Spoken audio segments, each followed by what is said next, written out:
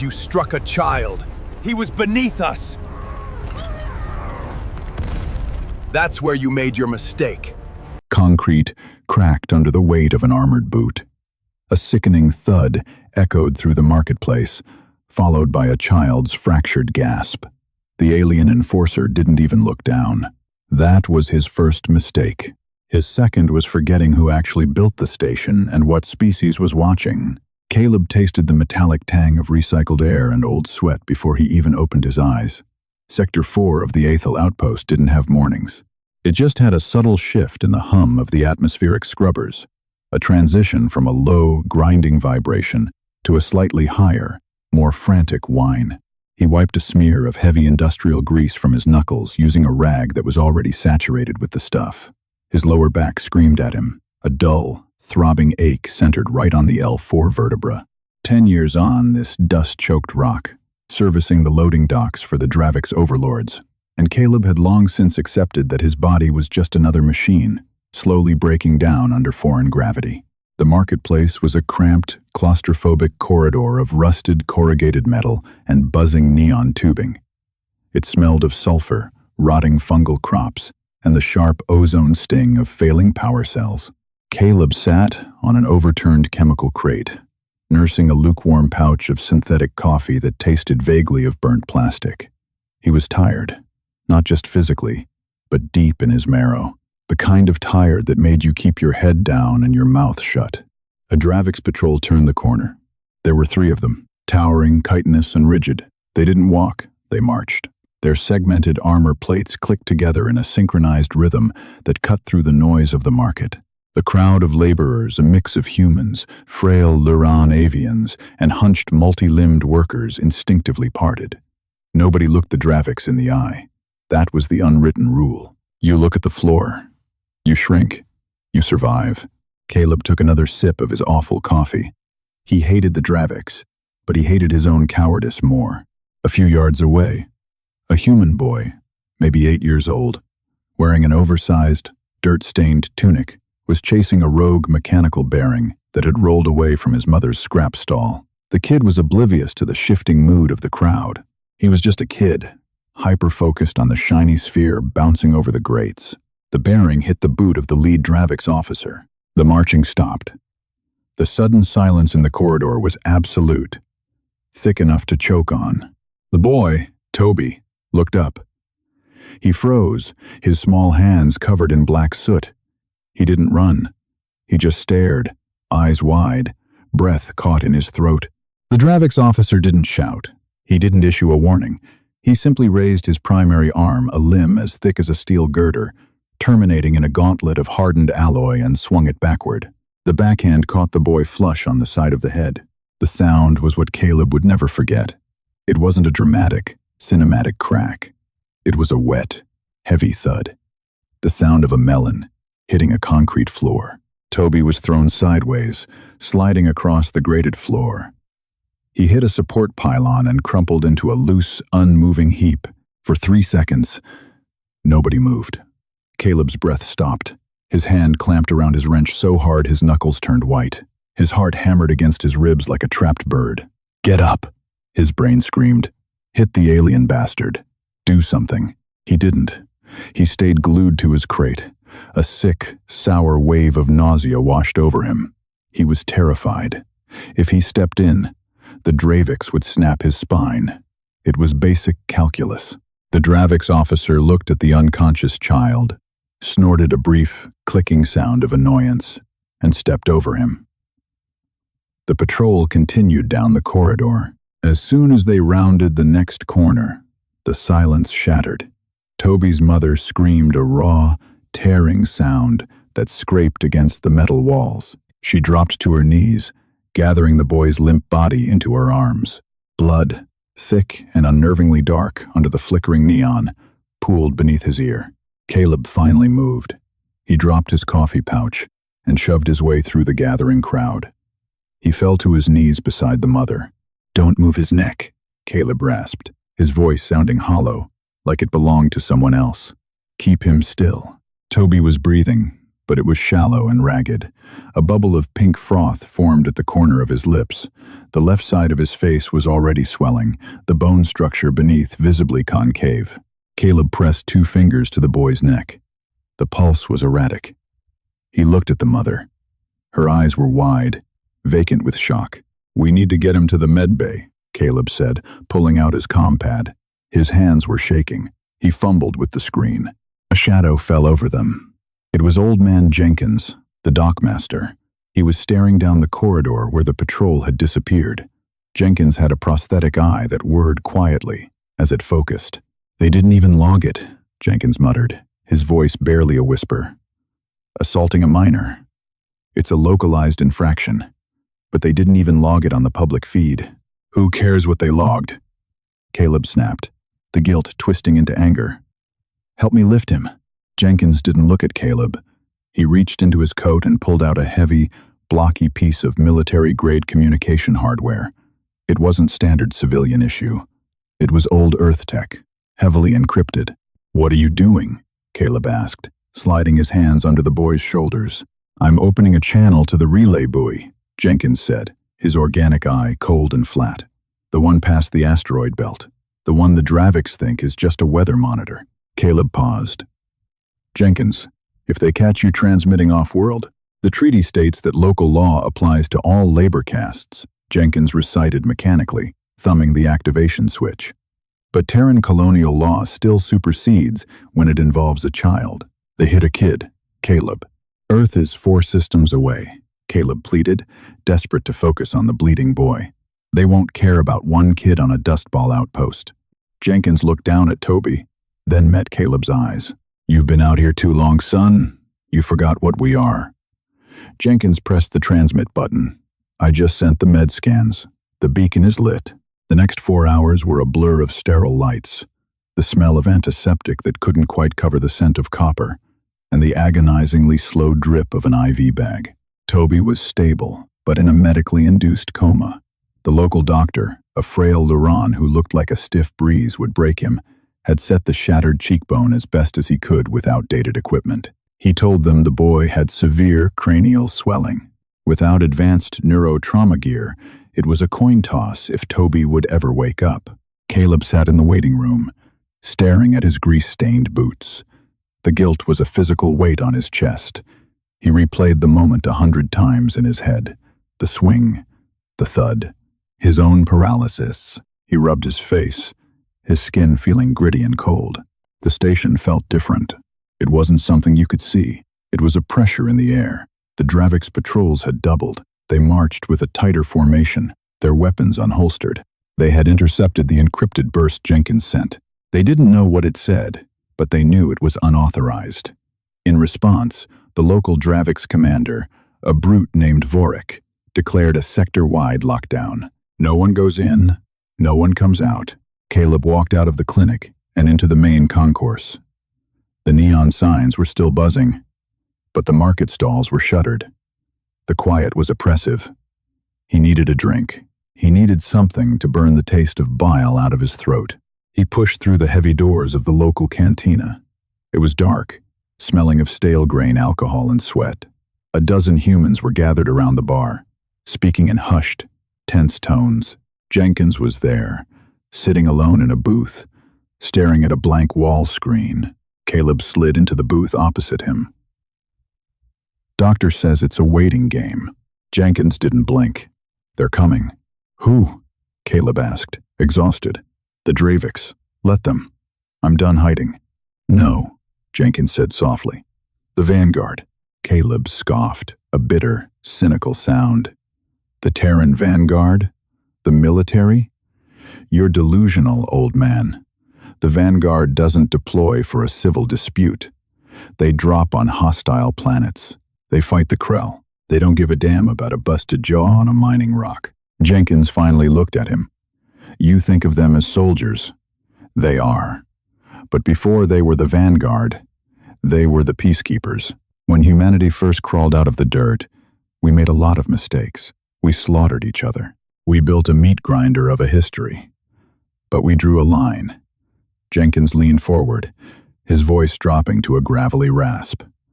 You don't touch the kids. It's the one instinct that survived the nuclear fires. It's hardwired into our military doctrine. Suddenly, the cantina shuddered. It wasn't an earthquake. It was a deep, resonant hum that seemed to rattle the fillings in Caleb's teeth. The glass of cheap ethanol on the table vibrated, sending tiny ripples across the surface. The overhead lights flickered, dimmed, and then surged bright. Atmospheric scrubbers just redlined. Someone shouted from the bar. Caleb stood up. His stomach tightened. The hum was getting louder. It sounded like a massive turbine spinning up, but it was coming from above, from the sky. He walked out of the cantina, Jenkins trailing behind him. They stepped into the plaza just as the artificial day cycle lights of the station began to warp and distort. A massive shadow fell over Sector 4. Caleb looked up through the reinforced plasglass dome that covered the colony. The stars were gone. They were blotted out by a silhouette so impossibly large it defied local physics. It was a dreadnought, a Terran Vanguard carrier, scarred and painted in the matte black of deep void operations. It hadn't broadcast a warning. It hadn't requested docking clearance. It simply dropped out of slipspace, directly into the upper atmosphere of the rock, riding the gravity well like a hammer falling on an anvil. The Dravix alarm sirens finally started wailing, a high-pitched, frantic shrieking that pierced the eardrums. "They're hailing the Dravix command," Jenkins said, tapping his compad. "Open channel, unencrypted." Caleb looked at the pad. A voice crackled through the tiny speaker. It wasn't shouting. It was completely flat, devoid of emotion. "Dravix Outpost Command.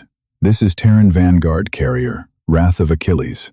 You are currently harboring an individual who has violated Terran Penal Code 114, aggravated assault on a minor. Lower your planetary defense grid." A moment of static, followed by the clicking, synthesized translation of Commander Vorik. "Terran vessel, you are in violation of treaty space. The incident was a local disciplinary action against a lower-tier labor unit. Turn back, or we will open fire." Caleb held his breath. He expected a negotiation, a threat. Instead, the Terran voice responded with a chilling calm. "Understood. Defensive grid is considered hostile. Commencing breach." The sky tore open.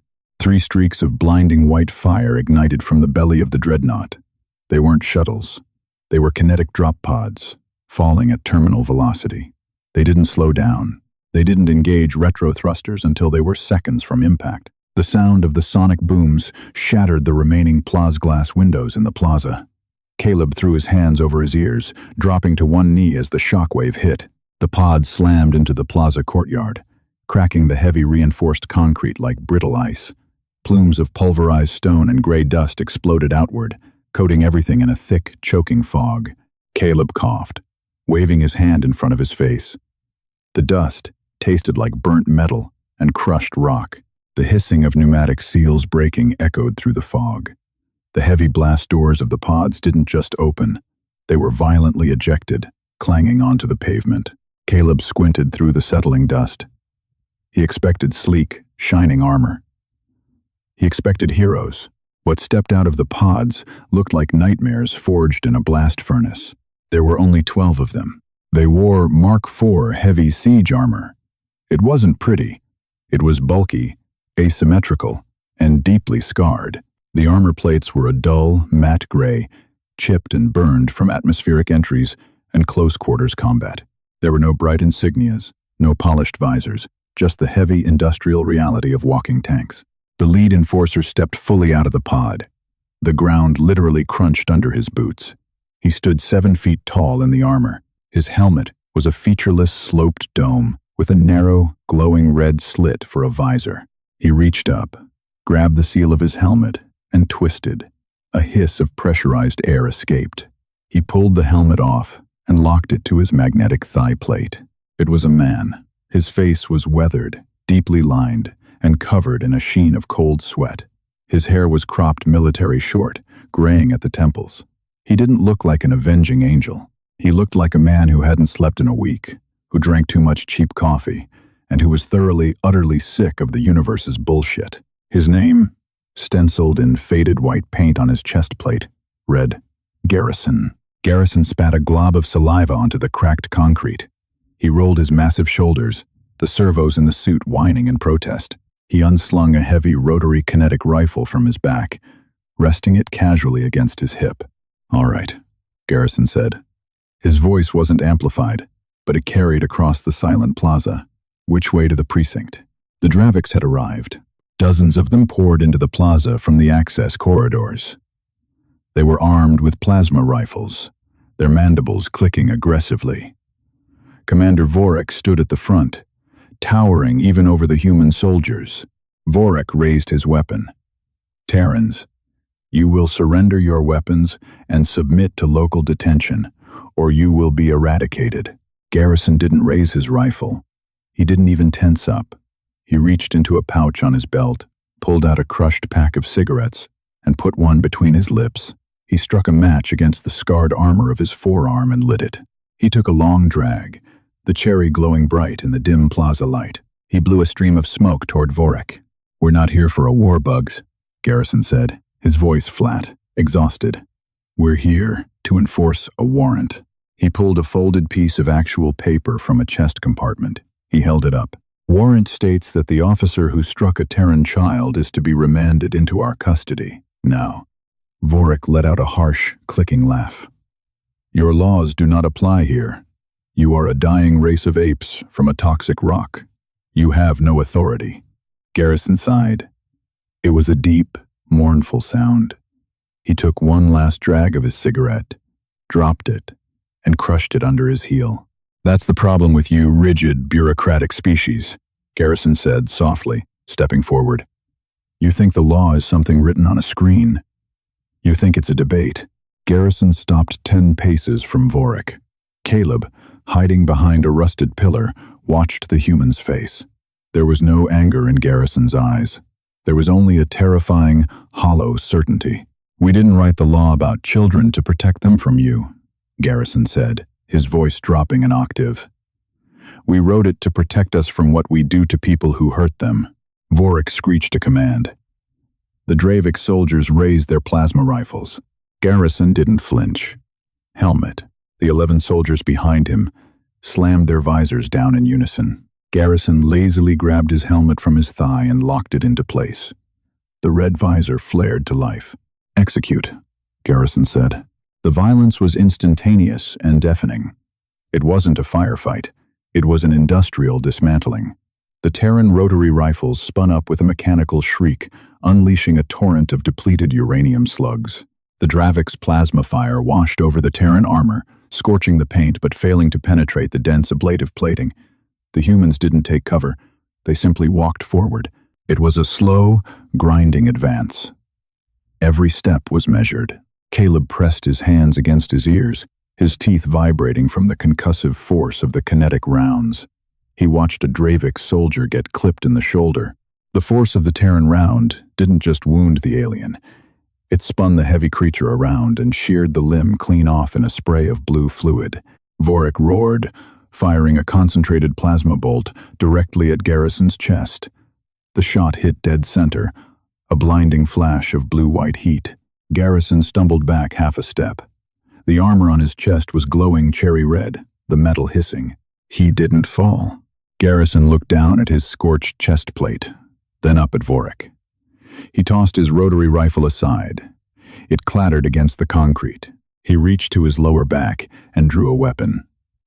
It wasn't a gun. It was a heavy, tungsten carbide breaching hammer, meant for knocking down reinforced bulkheads. Garrison broke into a sprint. For a man in a ton of armor, he moved with a terrifying, predatory speed. Vorik tried to backpedal, firing frantically. The shots deflected off Garrison's shoulder plates. Garrison closed the distance. He didn't swing wildly. He stepped into the strike, twisting his hips, using the momentum of his heavy armor, and brought the hammer in a brutal horizontal arc. The hammer connected with Vorik's knee joint. The chitin shattered with a sound like a breaking tree trunk. Vorik collapsed, screeching in agony. The remaining Dravix soldiers stopped firing. They stared at their commander, writhing on the ground. Garrison stood over Vorik. The human was breathing heavily, the exhaust vents on his armor venting small plumes of steam into the cold air. The smell of scorched metal and ozone was suffocating. He raised the hammer again, resting the heavy head against Vorik's chest plate. Who threw the strike? Garrison's voice boomed through his external speakers, distorted and demonic. Vorik, clicking in pain, pointed a trembling claw at a Dravix officer cowering near the back of the formation. It was him, the one from the market. Garrison stepped off Vorik. He pointed his heavy, armored finger at the cowering officer. "You," Garrison commanded. "Step forward." The officer hesitated. 2 Terran soldiers flanked him, grabbing his arms and dragging him to the center of the plaza, throwing him to his knees before Garrison. Garrison looked down at the alien. He reached up, detached his helmet, and let it fall to the ground. Caleb watched Garrison's face.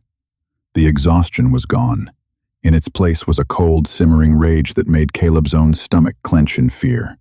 This wasn't justice. This was an executioner. "You struck a 7-year-old child," Garrison said, his bare voice rough. "You broke his orbital bone and caused cerebral hemorrhaging." The Dravix officer clicked rapidly. He was in the way.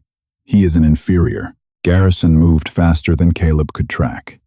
He didn't use the hammer. He simply drove his armored fist straight into the alien's facial plating. The crunch echoed across the silent plaza. The officer slumped backward, unconscious. Garrison didn't look triumphant. He just looked tired again. He turned to one of his soldiers. "Strap him to the hood of the pod. We're taking him back to Earth. He can face a tribunal under human gravity." Garrison wiped a smear of alien blood from his gauntlet. He turned and looked around the plaza, his eyes locked onto Caleb, who was still kneeling behind the rusted pillar. Garrison walked over. The ground shook with every step. He stopped in front of Caleb. The human enforcer smelled of sweat, cordite, and cold iron.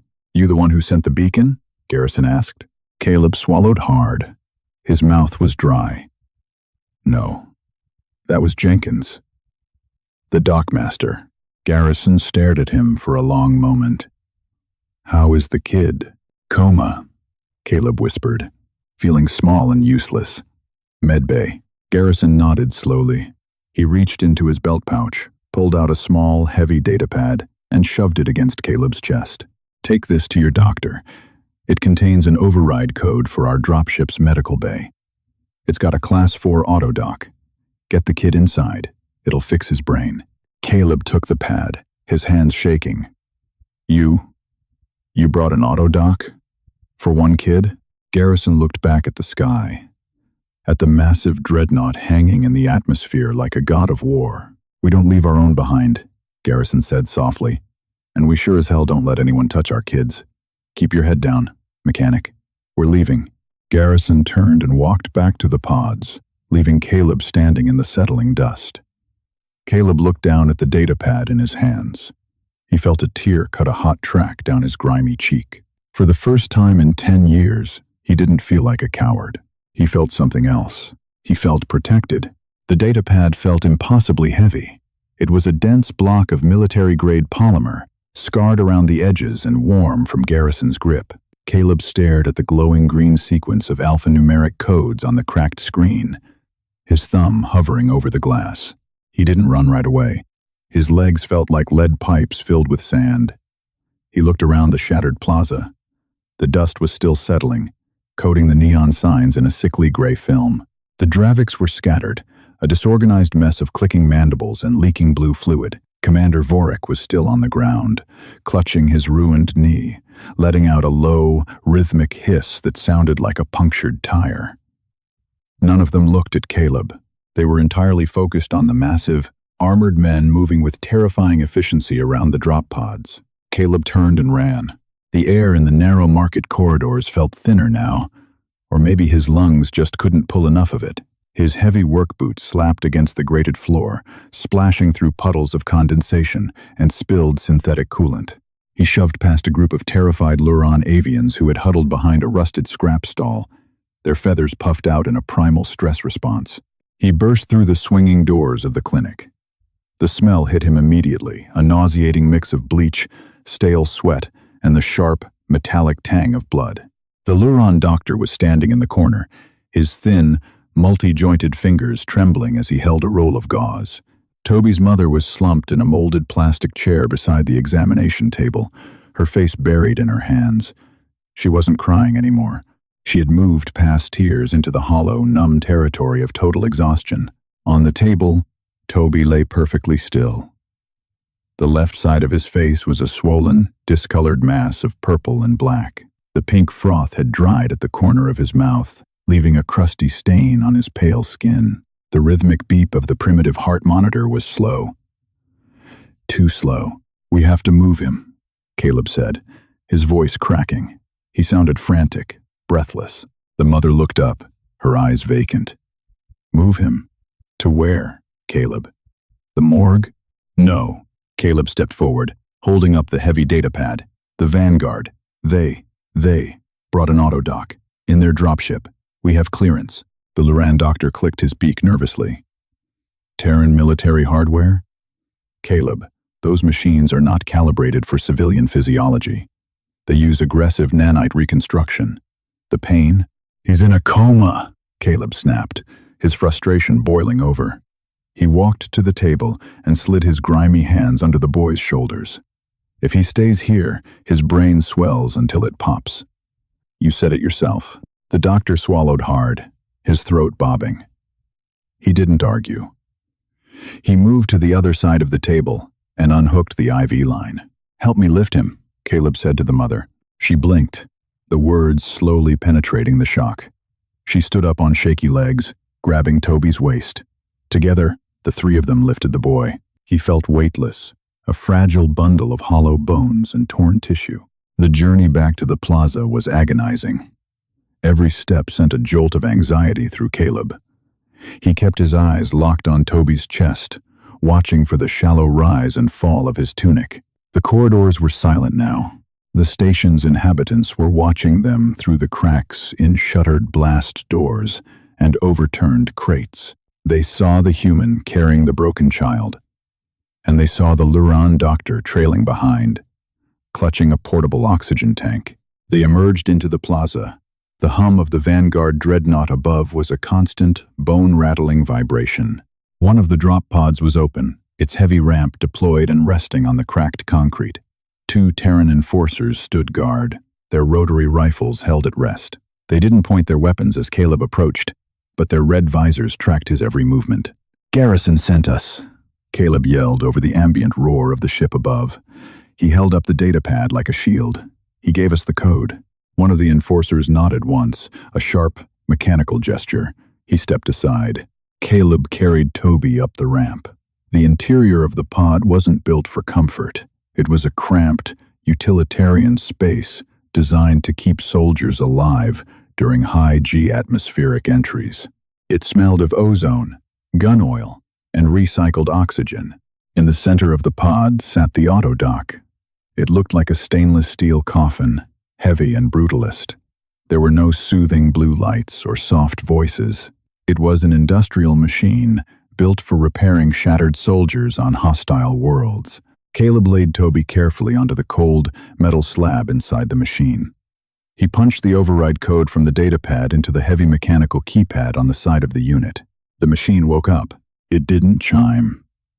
It ground to life with the sound of heavy servos and pressurizing pneumatics. A thick glass lid slid shut, sealing Toby inside. The interior flooded with a harsh, blinding white light. Caleb pressed his hands against the glass. "What is it doing?" he muttered, panic rising in his chest. A mechanical hum built up inside the coffin. Thick, robotic arms, ending in an array of terrifyingly sharp surgical tools, and injection nozzles descended from the ceiling of the unit. They moved with a jerky, insectoid precision. The Luran doctor checked a readout on the side of the machine. "It is mapping his neural network," he whispered, his eyes wide with professional awe. "It is injecting a high-density artificial plasma. It's rebuilding the bone structure at a cellular level. The energy draw is massive." Caleb watched as a mist of silver fluid sprayed over Toby's bruised face. The boy's small body convulsed violently against the restraints. The mother screamed, lunging for the glass. "Stop it! It's hurting him!" Caleb grabbed her around the waist, pulling her back. He was terrified too, his stomach tying itself into a knot, but he held on tight. "Don't touch it. Let it work. Please, Sarah, let it work." She sobbed against Caleb's chest, her fingernails digging into his grease-stained jacket. Caleb kept his eyes on the boy. The convulsions stopped. The machine continued its cold, brutal work, ignorant of their fear, focused solely on the geometry of survival. Outside the pod, the reality of what the Vanguard had done was settling over the plaza. Garrison was standing near the third drop pod. The Dravix officer who had struck Toby was stripped of his heavy chitinous armor plates. He looked surprisingly frail without them, his segmented exoskeleton exposed and shivering in the cold station air. Two enforcers grabbed him by his upper limbs and dragged him up the ramp. They didn't put him in a seat. They chained his limbs to a series of heavy cargo rings bolted to the bulkhead. Caleb stood at the edge of the medical pod's ramp, watching the display. Jenkins walked up beside him, leaning heavily on his cane. His prosthetic eye whirred, focusing on Garrison. "They're treating him like freight," Caleb noted, his voice flat. "He is freight," Jenkins replied, his tone devoid of sympathy. "He broke a human law. Now he gets a human cage. Earth gravity will crush him slowly. By the time they reach the tribunal, he'll be begging for a localized execution." Garrison walked down the ramp of his pod. He stopped, looking at Caleb and Jenkins. He pulled a heavy canvas duffel bag from his shoulder and tossed it onto the concrete at Jenkins' feet. It landed with a heavy, metallic clank. "Medical supplies," Garrison grunted. "High-yield synthetics. Antiseptics. Keep the autodock module. The pod detaches from it. I wiped the serial numbers. As far as Vanguard Command is concerned, it burned up on entry." Caleb stared at the armored giant. "Why are you doing this? Giving us your gear?" Garrison let out a tired breath. He looked up at the fractured plasglass dome, at the hulking shape of his ship blotting out the stars. "Because we don't come back," Garrison said softly. "The Vanguard makes a statement, and then we leave. We're a deterrent, mechanic, not a police force. Tomorrow, we're dropping onto a Krell hive world. Half my men won't make it back to the carrier." He looked back at Caleb. The red slit of his visor was dark, his helmet tucked under his arm. His human eyes were bloodshot, ancient, and deeply sad.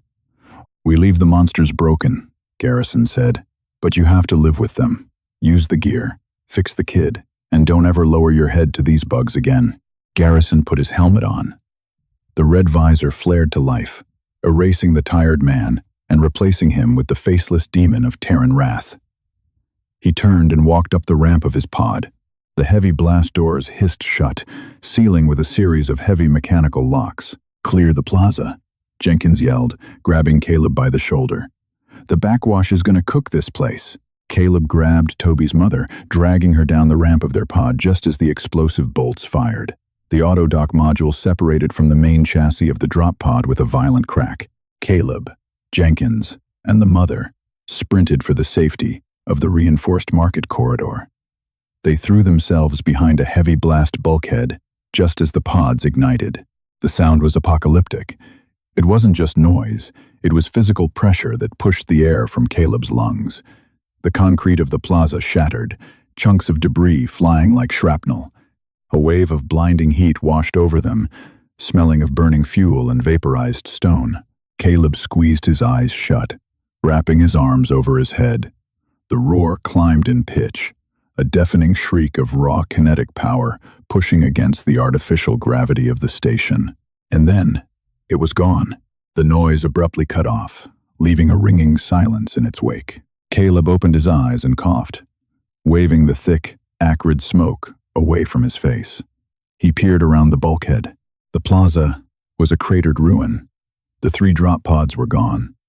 The Vanguard carrier in the sky was already moving, a massive black shape sliding silently backward into a tier in space. A flash of blue-violet light, and the ship vanished. The stars reappeared through the shattered dome, cold and indifferent. In the center of the ruined plaza, sitting entirely untouched amid the scorched concrete and twisted metal, was the heavy steel box of the autodock. Caleb ran to it, The white light inside had turned a soft, pulsing green.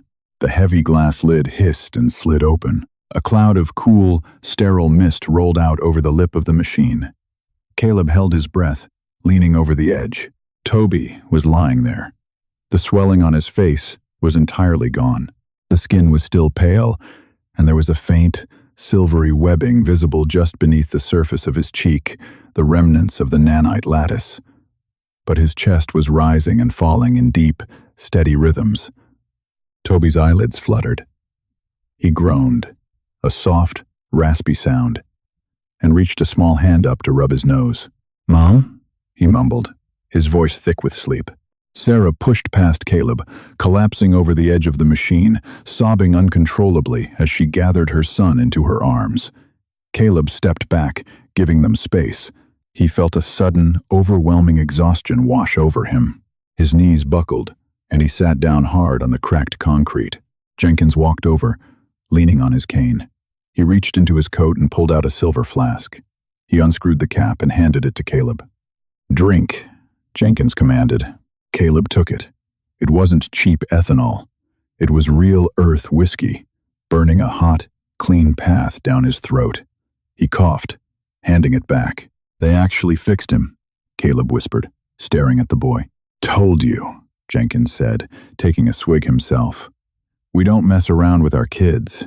A shadow fell over them. Caleb looked up. A Dravix patrol was standing at the edge of the plaza. There were 5 of them. They were heavily armed. Caleb's heart skipped a beat.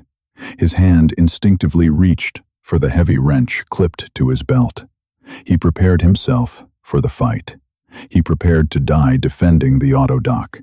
The lead Dravix soldier looked at Caleb.